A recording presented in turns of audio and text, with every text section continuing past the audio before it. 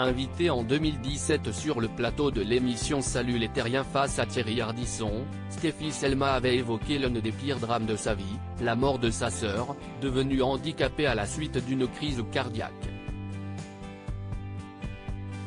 Vous aviez une relation fusionnelle avec votre sœur, vous faisiez toujours le clown pour elle et c'est comme ça que vous avez finalement appris à jouer la comédie, c'est pour la faire marrer, avait indiqué l'animateur, ému devant le lien si fort qu'il semble exister entre les deux sœurs.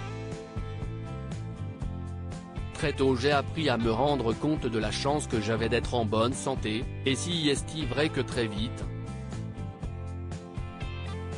j'ai eu le goût du spectacle parce que l'idée, c'était de la distraire, avait-elle répondu.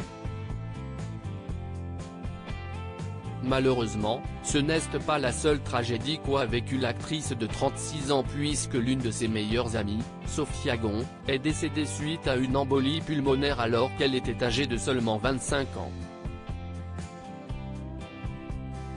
Deux femmes qui semblent veiller de là-haut sur la jolie brune, qui s'est désormais fait une place de choix dans le cinéma et sur le petit écran. Après plusieurs petites apparitions télévisées notamment dans Le frère que je n'aille pas eu, Un flic, Trop jeune pour toi ou encore La maison des Rocheville, l'actrice avait eu son premier grand rôle dans le film Casse départ de Lionel Stekete dans lequel elle jouait aux côtés de Fabrice Eboué et Thomas Rayol, 2011.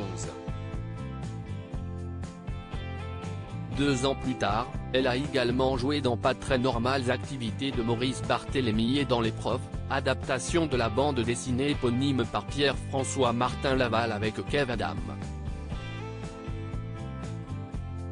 En 2015, elle était une star dans le film d'action anti-gang de Benjamin Rocher puis dans la série télévisée 10% de Fanny Herrero. La même année, elle a également joué dans The Prof 2 de Pierre-François Martin Laval.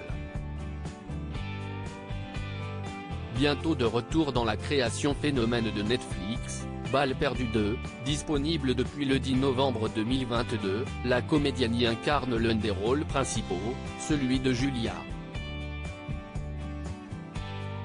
2 ans après le carton du premier Balle perdue, le Guillaume Pierret a réalisé la suite de ce film, réapparu à 4 reprises dans le top 10 des films non anglophones les plus vus de Netflix.